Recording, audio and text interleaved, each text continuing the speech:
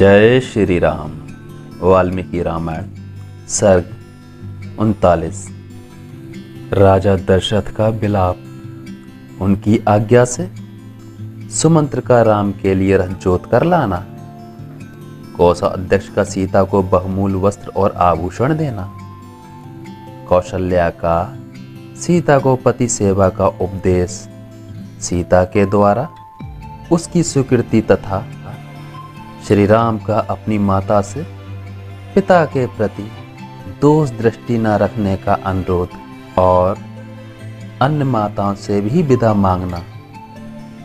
श्री राम की बात सुनकर और उन्हें मुनि वेश धारण किया देख स्त्रियों सहित राजा दशरथ शोक से अचेत हो गए।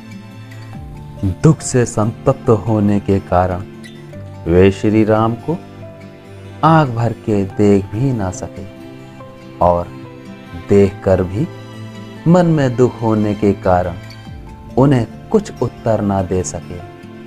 2 घड़ी तक अचेत सा रहने के बाद जब उन्हें होश हुआ तब वे महाबाहु नरेश श्री राम का ही चिंतन करते हुए दुखी होकर विलाप करने लगे।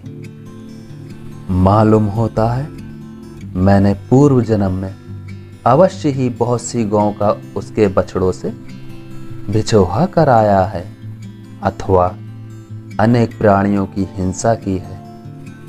समय पूरा हुए बिना किसी के शरीर से प्राण नहीं निकलते, तभी तो कैकेयी के द्वारा कलेश पाने पर भी मेरी मृत्यु नहीं हो रही है।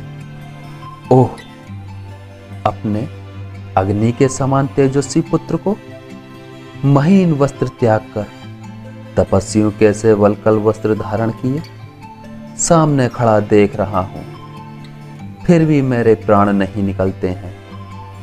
इस वरदान रूप शठता का आश्रय लेकर अपने स्वार्थ साधन के प्रयत्न में लगी हुई एकमात्र कैकेयी के कारण ये सब लोग महान कष्ट पा रहे हैं। ऐसी बात कहते कहते राजा के नेत्रों में आंसू भर आए।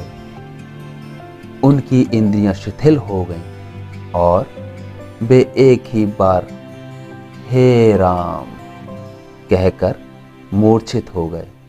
आगे कुछ ना बोल सके। 2 घड़ी बाद होश में आते ही वे महाराज आंसू भरे नेत्रों से देखते हुए सुमंत्र से इस प्रकार बोले, तुम सवारी के योग्य एक रथ को उसमें उत्तम घोड़े जोत कर यहां ले आओ और इन महाभाग श्री राम को उस पर बिठाकर इस जनपद से बाहर तक पहुंचाओ। अपने श्रेष्ठ वीर पुत्र को स्वयं माता पिता ही जब घर से निकालकर वन में भेज रहे हैं तब ऐसा मालूम होता है कि शास्त्र में गुणवान पुरुषों के गुणों का ही फल बताया जाता है। राजा की आज्ञा शिरोधार्य करके शीघ्रगामी सुमंत्र गए और उत्तम घोड़ों से सुशोभित रथ जोत कर ले आए। फिर सुमंत्र ने हाथ जोड़कर कहा, महाराज, राजकुमार श्री राम के लिए उत्तम घोड़ों से जुता हुआ स्वर्ण भूषित रथ तैयार है। तब देश और काल को समझने वाले सब ओर से शुद्ध राजा दशरथ ने तुरंत ही धन संग्रह के व्यापार में नियुक्त कोषाध्यक्ष को बुलाकर यह निश्चित बात कही, तुम विदेह कुमारी सीता के पहनने योग्य बहुमूल्य वस्त्र एवं महान आभूषण जो 14 वर्षों के लिए पर्याप्त हो गिनकर शीघ्र ले आओ। महाराज के ऐसा कहने पर कोषाध्यक्ष ने खजाने में जा वहां से सब चीजें लाकर शीघ्र ही सीता को समर्पित कर दी। उत्तम कुल में उत्पन्न अथवा अयोनिजा और बनवसा के लिए प्रस्थित विदेह कुमारी सीता ने सुंदर लक्षणों से युक्त अपने सभी अंगों को उन विचित्र आभूषणों से विभूषित किया। उन आभूषणों से विभूषित हुई विदेह नंदिनी सीता उस घर को उसी प्रकार सुशोभित करने लगी जैसे प्रातःकाल उठते ही अंशुमाली सूर्य की प्रभा आकाश को प्रकाशित करती है। उस समय सास कौशल्या ने कभी दुखद बर्ताव न करने वाली मिथिलेश कुमारी सीता को अपनी दोनों भुजाओं से कसकर छाती से लगा लिया और उनके मस्तक को सूंघ कर कहा, बेटी, जो स्त्रियां अपने प्रीतम पति के द्वारा सदा सम्मानित होकर भी संकट में पड़ने पर उसका आदर नहीं करती हैं, वे इस संपूर्ण जगत में दुष्टा के नाम से पुकारी जाती हैं। दुष्टा स्त्रियों का यह स्वभाव होता है कि वे पहले तो पति के द्वारा यथोचित सुख भोगती हैं, परंतु जब वह थोड़ी सी भी विपत्ति में पड़ा देखती हैं तब उस पर दोषारोपण करती और उसका साथ छोड़ देती हैं। जो झूठ बोलने वाली, विकृत चेष्टा वाली, दुष्ट पुरुषों से संसर्ग रखने वाली, पति के प्रति सदा हृदयहीनता का परिचय देने वाली, कुटिला, पाप के ही मंसूबों में बंधने वाली और छोटी सी बात के लिए भी क्षण मात्र में पति की ओर से विरक्त हो जाने वाली हैं, वे सब की सब अस्ति या दुष्टा कही गई हैं। उत्तम कुल, किया हुआ उपकार, विद्या, आभूषण आदि का दान और संग्रह पति के द्वारा स्नेह पूर्वक अपनाया जाना, यह सब कुछ दुष्ट स्त्रियों के हृदय को नहीं वश में रख पाता, क्योंकि उनका चित्त अव्यवस्थित होता है।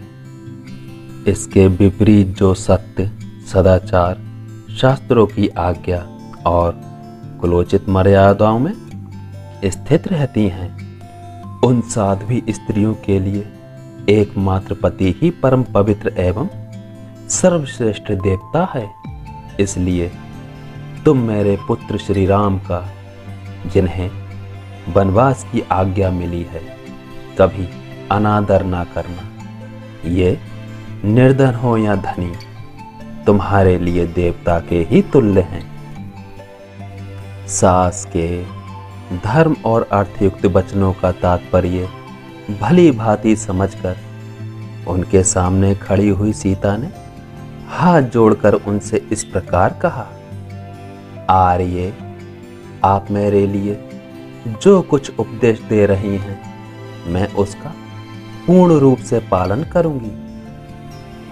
स्वामी के साथ कैसा बर्ताव करना चाहिए, यह मुझे भली भांति विदित है, क्योंकि इस विषय को मैंने पहले से ही सुन रखा है।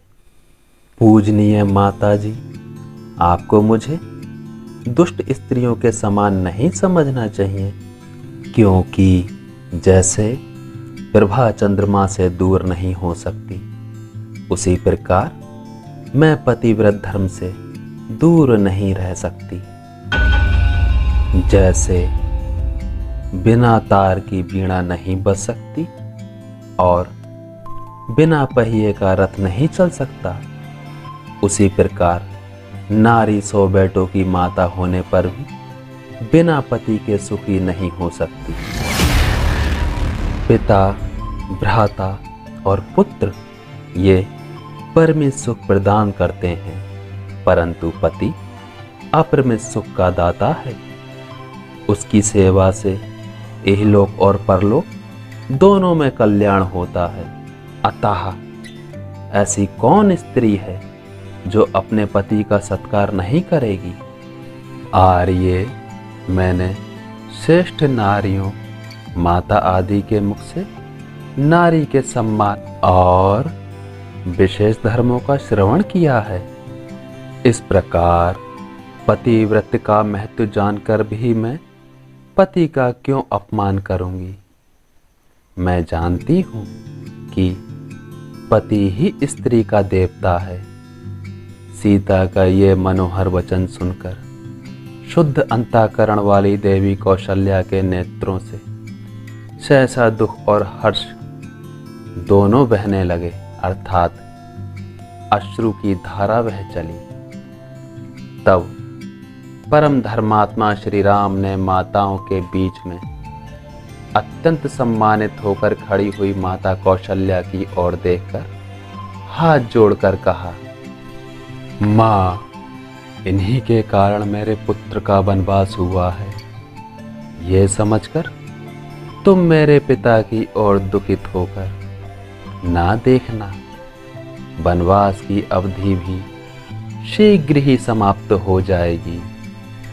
ये 14 वर्ष तो तुम्हारे सोते सोते निकल जाएंगे। फिर एक दिन देखोगी कि मैं अपने सुहृदों से घिरा हुआ सीता और लक्ष्मण के साथ संपूर्ण रूप से यहाँ आ पहुँचा हूँ। माता से इस प्रकार अपना निश्चित अभिप्राय बताकर दशरथ नंदन श्री राम ने अपनी अन्य 350 माताओं की ओर दृष्टिपात किया और उनको भी कौशल्या की भांति शोकाकुल पाया।